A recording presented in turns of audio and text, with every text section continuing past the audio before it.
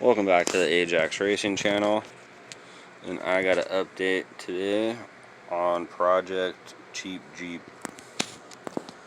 So I went ahead and I ordered the cheapest 2-inch with shocks that I could find. I wanted to go with the RC lift or rough country, but it was pretty much sold out everywhere at the time. It does come with a plastic spacer, so we'll see there. Here's the lift company, and to my surprise it did come with some Pro Comp. What are they? E-Series ES 9000. So there you go, you can kind of read that there.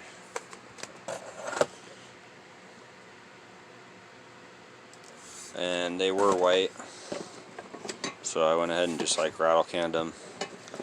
I didn't want anything extra shiny, other than the chrome bits will be showing, but they're more at the top of the wheel. This is under the Jeep, so I don't know. Just didn't like the white.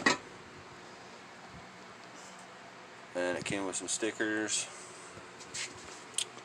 and that's about it.